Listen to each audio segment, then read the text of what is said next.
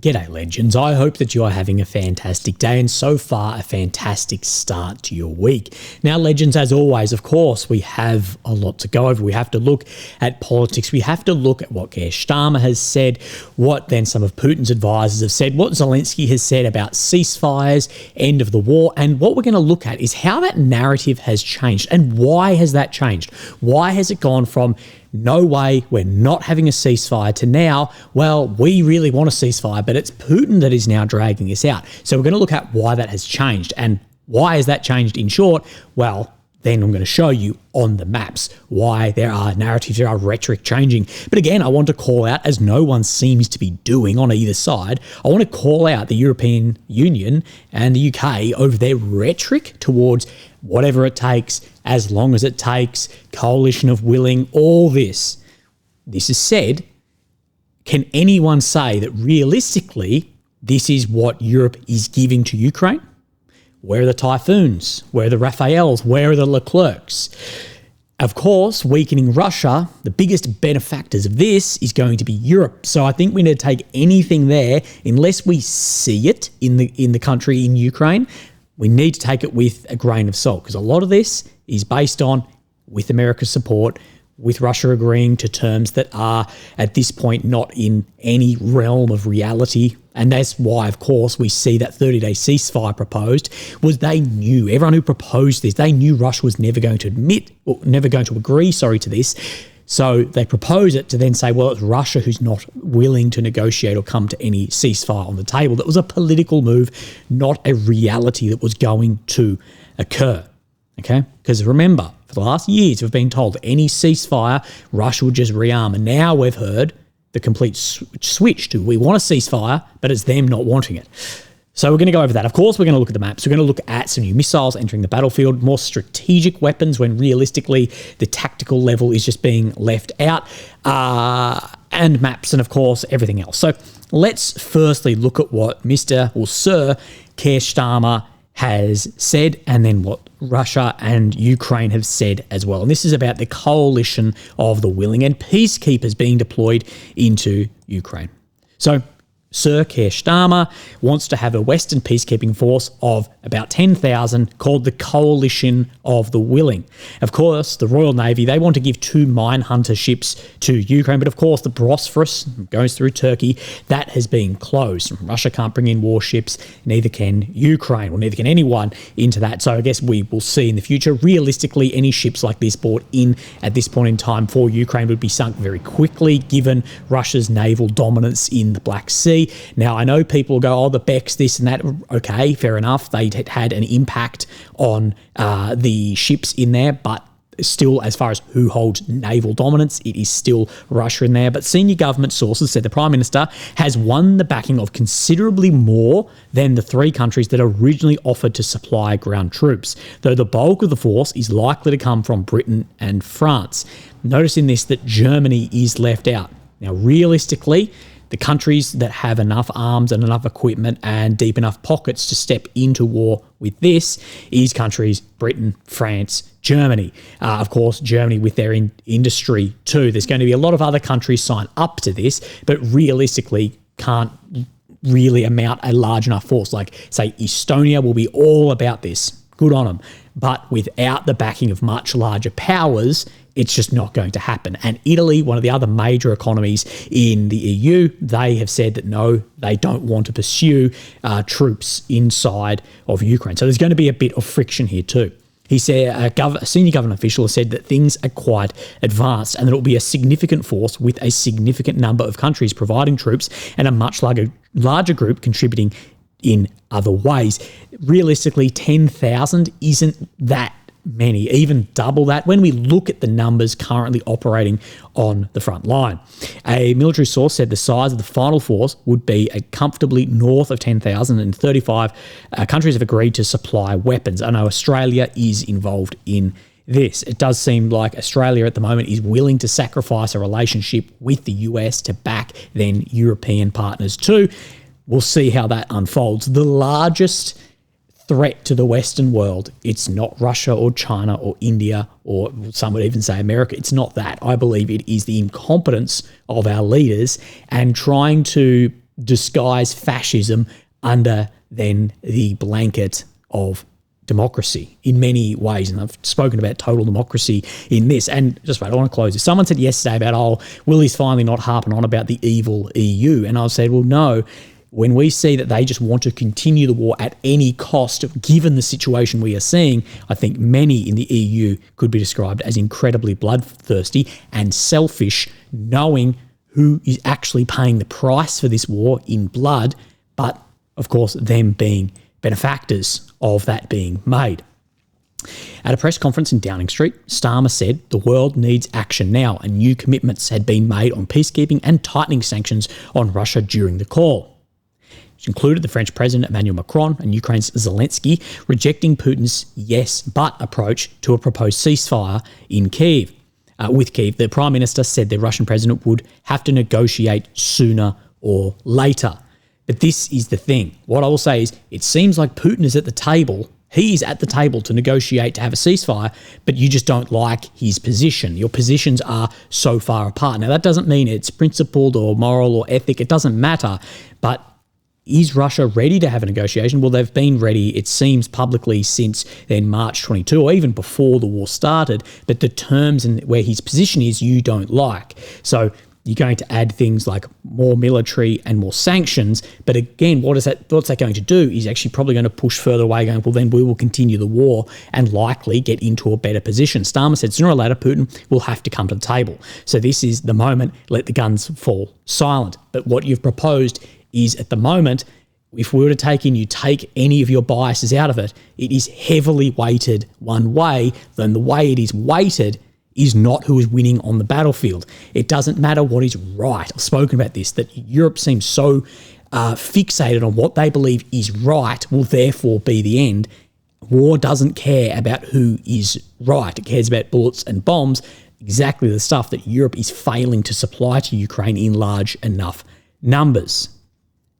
And one of the biggest things I'll say is, if you are saying this, why then do you not demand that Ukraine lift the law making negotiations with Putin illegal?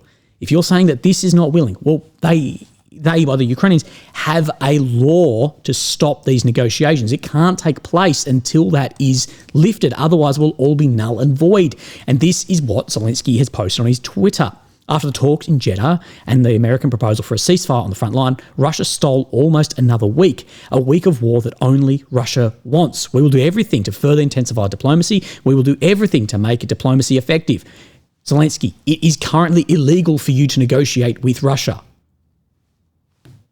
Is that not like the most simple thing? If that law needs to be lifted through the radar before you can even think about coming to the table, I don't get it. You're saying you're open to this, but the law doesn't suggest this. Russia, as I say, has been open to start diplomacy.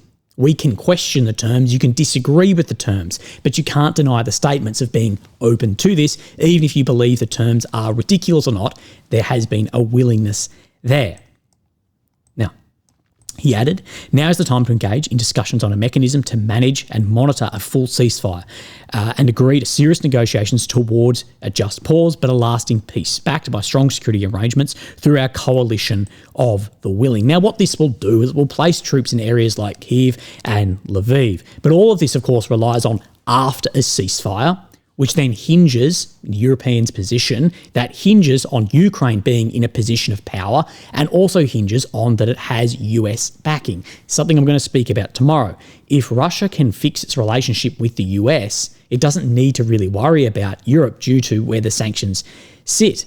And what I'll say is I'm not holding my breath for this because it's hinging on some stuff that is very far away at this moment and would have to be fought for militarily, but we see the frontline situation. What I'll say is with Europe's rhetoric versus the reality has fallen short the entire war. Could have they delivered and given far more support? Absolutely. What we need to remember, though, it is in Europe's interest to weaken Russia. Do not forget that. When we're stepping into this, do not forget who benefits from Russia being weakened. Europe, massively.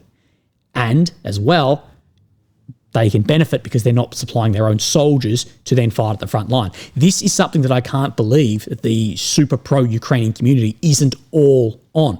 It's all fuck Trump, whatever, blah, blah, blah. But not, hang on, Europe, you said as long as it takes, whatever it takes, but then you're giving us old Mirage 2000 fighter aircraft. You're not willing for newer aircraft or newer tanks or all of this equipment either. Trump might be a prick, but at least he says what then happens rather than what Macron or Starmer may say publicly, whatever it takes, as long as it takes. Does anyone really believe that Europe is acting in a way for whatever it takes or for as long as it takes? Whatever it takes, but it's $300 billion or billion euros that you're not willing to touch. I know there's nuance with that, but still, I can't believe this isn't being more heavily criticised, and it's only being criticised, at least I see, by myself, and people will call me out on all sorts of shit. Speaking from the cabinet room of number 10 yesterday, Starmer told world leaders they could not sit back and wait for a ceasefire in Ukraine, adding, we have to keep pushing ahead, pushing forward and preparing for peace, and a peace that will be secure and that it will last. So you need to push ahead, put more pressure, hoping that then Russia will come to the table. The problem is it may actually do the opposite, because if this war continues, and as Zelensky said, to continue this war longer and longer and longer, it may put Russia actually in a better position further down the line. Earlier in the day, Putin's first prime minister, Mikhail Kazhinyov, who now opposes the Russian president, said his former boss would not accept NATO or European troops being deployed to Ukraine, but might agree to soldiers from friendly countries such as India and Brazil. Now, this does make more sense. Russia and NATO are at war. There are co-belligerents in this war. Do you believe that Iran is a co-belligerent, therefore giving weapons to Russia in the Shahed to then make license the Tigran drone? Do you think they're a co-belligerent? Yes. Is Europe, America, Australia, are they co-belligerents in this war?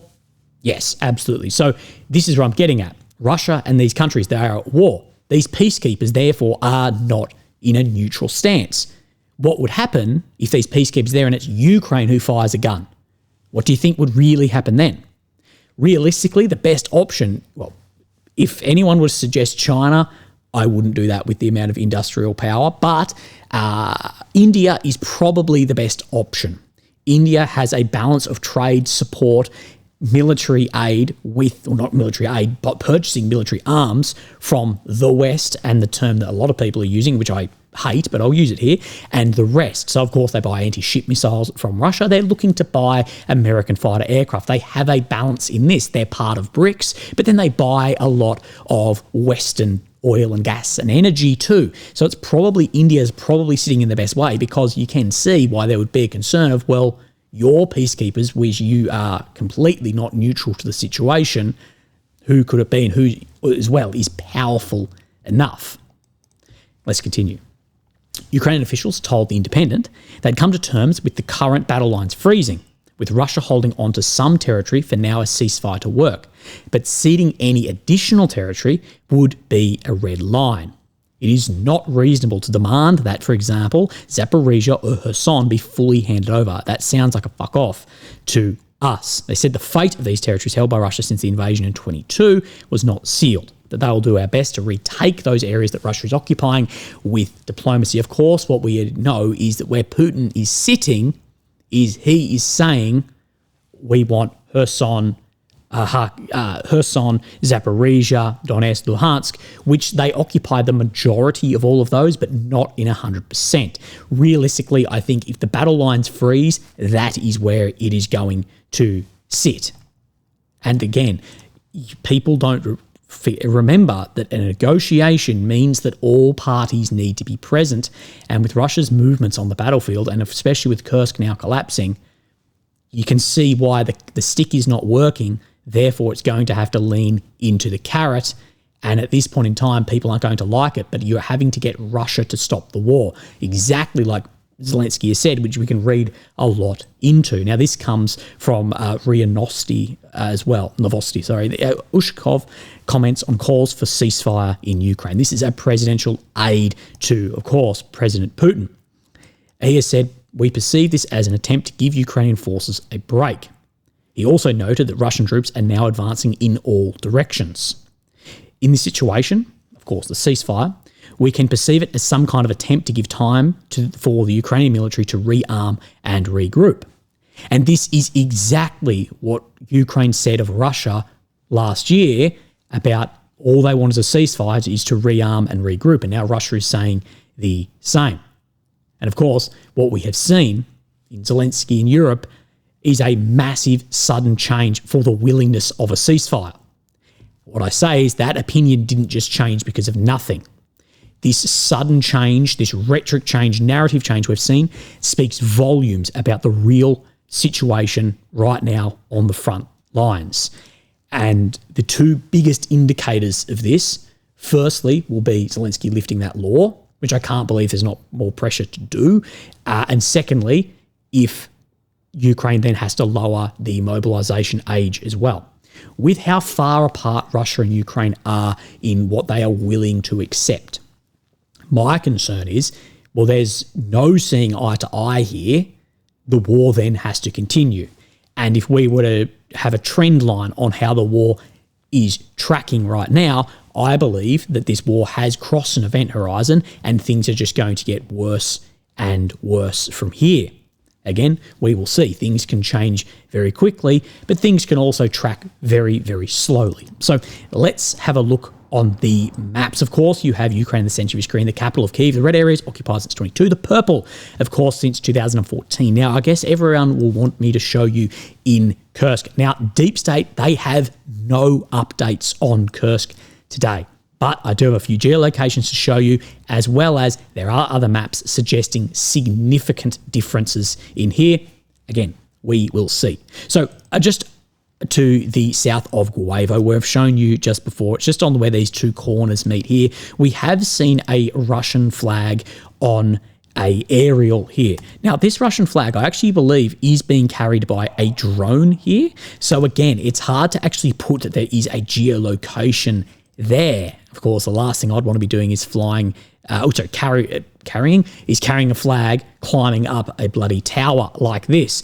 But that is being put there, planted there, we presume, because the drone doesn't look like it's in this part of footage here. So again, we'll put that as definite grey zone. It's likely red zone, but that's not enough to meet our standards for this. But when we come up, because it's split now in a north and a south sector, which is a big problem, and of course calls from even Trump that it was surrounded in here, and Zelensky and the general staff have pushed back on that, saying, no, that is Russian propaganda. What I've said is I believe this has been strategically surrounded for well over a month, given the amount of strikes in here. Remember, physical encirclement and strategic encirclement are different things. We explained that in yesterday's video. But of course, Suja in here, the general staff, they have basically confirmed that Suja has been abandoned, that there was a retreat out of here. Not a withdrawal, it's a retreat. It's far different. Though they didn't confirm it with a statement, but their maps that they posted showed that Ukraine had withdrawn from Suja. Now, there are many saying that this is only in the tens of square meters rather than the 110. So let's have a look then at the Syriac maps. Now, he doesn't show anything on this northern side, but on the southern side, he's lining up with where we saw that flag on that aerial. We'll just wait out in here. There's a lot of fog of war sitting around this area. But where will Russia push next? Well, I spoke about it yesterday, and we've spoken about it over the last 6 months about the increase in FABs landing around Zaporizhia. Now, I said yesterday that I believe we are likely to see Russia actually push down in the south. Now, there is some high ground in here. There are thinner defensive lines down in here than in the east, but also there's a lot of critical minerals down in here as well. A lot of lithium sits around here, to my belief. So we have Otokiv and we have pushes towards this Shabaki front. Now, a couple of geolocations to show you in here, and a new weapon, not a new weapon, but a weapon we don't see come into the battlefield, at least new on this front for a while, which is an LMUR, just landing to the north of this Shabaki. Now, an LMUR, this is a helicopter-fired munition, most likely from a Kar-52. Most likely it can be from other types, but it is a guided munition. Now, we have seen this, of course, throughout the war, but one of the reasons we report on this is it tells us a few things. Of course, Kar-52s, combat helicopters, have a far shorter range than things like fighter aircraft, and their weapons have significantly less range as well.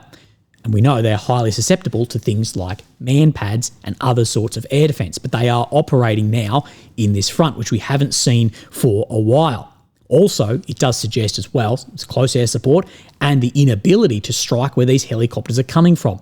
The Kar-52 has a combat range of around 460 kilometres, just around that. Ferry range is different, but that means they're well within range of wherever they are landing, taking off from, of things like Storm Shadow, Scalp, ATACMS, which, when was the last time we saw one of those systems come into the fold?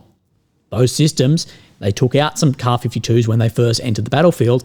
Now we're not seeing them used, regardless of what the French and the Brits are saying. We're not seeing them used, nor the ATACMS, but we have seen then the Kar-52s operating here. And I'll just show you that footage here. This is the LMUR. Now, I believe this can be fired in both a laser designated and pilot operated as well, but you can see this coming in here looking like something out of a Call of Duty, and it's difficult to know exactly what was struck here. You know, there's always claims, no matter what is struck by a Russian missile or a Ukrainian missile, it's always the most important thing in the world. So again, take it with a grain of salt. But what I spoke about is more pushing in here, and we have seen more FABs landing in here recently too. And this is what then Syriac shows on Zap front around this Shabaki, where I showed you that LMUR, that there was a Russian advancement in here. And we have seen movements on both of these maps over the past week. And this is then what AMK mapping is said about this, that a large Russian movements and advances in western Zap Oblast. Russian forces entered Shabaki and Mali Shabaki, made significant progress in their surrounding areas, and reportedly entered Stepove and captured this Pyatkivki, which, of course, Syriac has spoken about. So I think it is likely that we will see Russia push on this area. Again, it is the furthest away reasonable front line to push from areas in Sumy, so you can thin out in there. So I'd keep an eye down in here and keep an eye up in the northeast, where we're going to go to next. Now, what I showed you yesterday was there was this bit of grey zone out from Petrivka in here. So we see just here to then the 16th and then till today. Now, it showed Fihilovkia back then too, but then we need to look at Syriac, and we can confirm this movement during the last 7 days. Russian army crossed the Oskil River in 2 new areas of Krasny Pershi and Kamyanka respectively. So in Kamyanka, just up in here, and further to the south around that Petrivka area. Again, keep an eye on this. Do I believe that this is going to be one, it will become a primary front line? No, I don't, but I believe with the Russian tactics that we are seeing to thin out the front line and extend that front line, this makes then a lot of sense, even given the logistical issues that, of course, will arise in here. Now, a lot of YouTubers are making videos today being like, Toretsk is completely under control and nothing happened. And it's funny because Deep State is saying, what is opposite to what these other YouTubers are saying is, no, there was no counterattack in Toretsk. We can see today, Toretsk, red check on this map, of course, Russian ground has been made in Toretsk. So again, Deep State say this, that there was no counterattack in Toretsk. We wrote earlier that the city is not static. The situation here, respectively, in some parts, the enemy has more control, and in some, the defence forces, the Ukrainian forces, when he's talking about here. At the same time, there are many positions without rotation on both sides, and the latest changes are related to who destroyed the most positions. It remains extremely dynamic and chaotic. The enemy has turned the central mine just into ruin, so it is difficult for us to hold on there in the future. The Russians have more people, so they have more opportunities. In addition, the enemy has rotated, bringing units from these and the Russian Federation, which are better equipped than the same unit. So, of course, a lot of people saying nothing's happening in here, and this is great news, what is happening. What we have said is Toretsk is hard to hold because of high ground before Toretsk, but also just the amount of destruction here. There's like no cover or nowhere you can actually get time then to dig in. So I think this will be highly liquid for some time. Let's move then our way down to Velyka Novosilka front, where we do see movements out from the north of Berlatsky as well. Let's have a look on this map, and I am willing to confirm that there is movement, at least in this direction. Is it slightly different? Yes, but has Russia exploited the fall of Velyka Novosilka to continue expanding? Yes, absolutely. So let's move our way and then into the Bakhmut Chasiv Yar front, and we're just looking just north of here where this canal is. Of course, this canal is a great opportunity to use then a not natural, but a infrastructure to create then a natural barrier. I use the word again, but to create a barrier here. Solidar front, so just in here. The last 4 days, Russian army made a series of advancements north of Hirovkia, so up into this sector in here. Will we see a canal cross up in here? Well, we will wait and see. Now, Bilohorivkia, this is one of the areas that is very far behind on these maps, we believe, even from geolocations as well. So this is the chalk quarry, and this is, of course, a chalk quarry here. So way out into this front line somewhere is where Syriac maps is saying that the Russians have advanced. So significantly different we're seeing. Remember, I showed you those geolocations about a fortnight ago, right down in here, indicating that likely the chalk quarry had come under Russian control. Now, a lot of strikes is very, very hard to see how successful it was, whether it is Russian drones into Ukraine, Ukrainian drones into Russia, or missile systems vice versa. It's very, very difficult to get an idea. Now, we have seen Ukraine for what we believe the first time is use a Neptune missile, a domestically produced missile with claimed 1,000 kilometers of range, tested and used. This is what Zelensky has said about it from their missile program. Now, this has hit then the Torps oil tank farm or refinery. So what is looking like from this, because we get a video after, this is why it's always better to report on things like this a day later, is often you will get footage of what has actually happened here rather than footage at night of flames and everything has gone, and then people going, well, everything has gone there, so we can just deduct that whole thing out of the economy. It looks like one of these oil storage tanks here has then gone up in flames and is still burning a few days on. But of course, this system, this is a strategic system. There is, of course, long-range missile system, strategic, not tactical.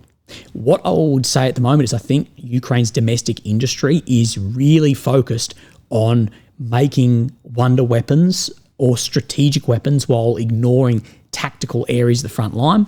And this has been a criticism of mine for some time, is things like Neptune and the drone boats. Great, okay, it's a great system to have in your arsenal.